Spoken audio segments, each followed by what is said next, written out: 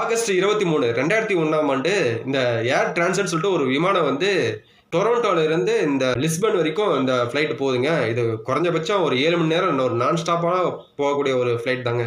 இந்த ஃப்ளைட்ல பார்த்தீங்கன்னா குறைஞ்சது இந்த பைலட் 2 பேர் அப்புறம் 13 குழு மெம்பர்ஸோட சேர்ந்து மொத்தம் 293 பேர் இந்த ஃப்ளைட்ல பயணம் பண்றாங்க. இப்படி இருக்கிற பட்சத்தில் இந்த ஃப்ளைட்டு நல்லா போயிட்டு இருக்கு. ஒரு 4 மணி நேரம் கேப்ல போயிட்டு இருக்கிற இந்த ஃப்ளைட்டு திடீர்னு இந்த பைலட்டுக்கு இந்த ஃபியூல் காலி ஆயிடுச்சு அப்படிங்கிற மாதிரி ஒரு மெசேஜ் வருதுங்க. இதை பார்த்தோன்னா பயங்கரமான ஒரு ஷாக் உங்களுக்கு. ஐயோ ஃபியூல் இந்த மாதிரி காலி ஆயிடுச்சு, அது பயங்கரமான ஒரு விபத்து நேரிடுமே அப்படின்னு சொல்லி ஒரு பயந்துட்டு வந்து இந்த கீழே அந்த டிராஃபிக் கண்ட்ரோலுக்கு ஒரு இன்ஃபார்ம் பண்ணுறாங்க. இந்த மாதிரி ஃபியூல் காலி ஆயிடுச்சு அப்படிங்கிற மாதிரி ஒரு மெசேஜ் வருது அப்படின்னு மாதிரி. அதுக்கப்புறம் அந்த 2 ரெக்கையிலும் அந்த வலது ரெக்கையிலும் இடது ரெக்கையிலும் இந்த சரிசமமாக இருக்கணும். ஆனால் வந்து இடது ரெக்கையில் இருக்கிற அளவுக்கு வலது ரெக்கையில் அந்த ஃபியூல் வந்து சரியானபடி இல்லை, ஈக்குவலாக இல்லை. அதனால் வந்து அது சரி பண்ணுங்க கேப்டன் அப்படிங்கிற மாதிரி ஒரு அனௌன்ஸ்மெண்ட் வருதுங்க. அதையும் வந்து சரி பண்ணியிருக்கிறாங்க. சரி பண்ணி இந்த பிரச்சனை இதோட முடியலைங்க. மறுபடியும் லீக்கேஜ் ஆயிருக்கு. ஒருவேளை அந்த ஆயில் கேன், அதாவது இந்த ஃபியூல் வந்து லீக்கேஜ் ஆகுமா, அதாவது அதில் ஏதோ ஹோல்ஸ் இருக்குமா அப்படிங்கிற மாதிரி ஒரு யோசனைலாம் போயிட்டுருக்கு. பெருங்கடல் மேலே 39,500 அடி உயரத்தில் இந்த ஃப்ளைட்டு பறந்துட்டு இருக்குங்க. இப்போ இந்த ஒரு விஷயம் வரும்போது அங்கே இருக்கிற பைலட்டுக்கெல்லாம் பயங்கரமான ஒரு அதிர்ச்சியான ஒரு விஷயமா பார்க்கப்படுதுங்க. சரி, இதை என்ன பண்ணது, உடனே வந்து நம்ம ஸ்லோ பண்ணி இறக்கணும்னா அது ஃபாஸ்ட்டாக போய் அந்த ஓடுதளத்தில் போய் ஒரு பெரிய ஒரு விபத்தாக நேரிடும். அதனால் என்ன பண்ணுவோம், இது இருக்க ஹைட்டு ஏற்றி நம்ம அங்கேருந்து வந்து நம்ம இறக்கிக்கலாம் அப்படிங்கிற மாதிரி முடிவு பண்ணுறாங்க.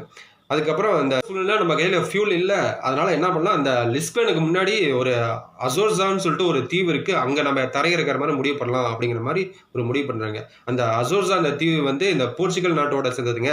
அங்கே உடனே வந்து ஏர் டிராஃபிக் கண்ட்ரோலில் வந்து பேசி இங்கே நாங்கள் தரையிறக்க போகிறோம் அப்படிங்கிற மாதிரி ஒரு நியூஸை சொல்கிறாங்க. அவங்களும் சரின்னு சொல்லியிருக்கிறாங்க. இவங்களும் வந்து இறக்கலாம்னு முடிவு பண்ணும்போது அங்கே வந்து அந்த கடல் மட்டத்திலேருந்து ஒரு 5000 அடிக்கு மேலே ஏற்றிருக்கிறாங்க.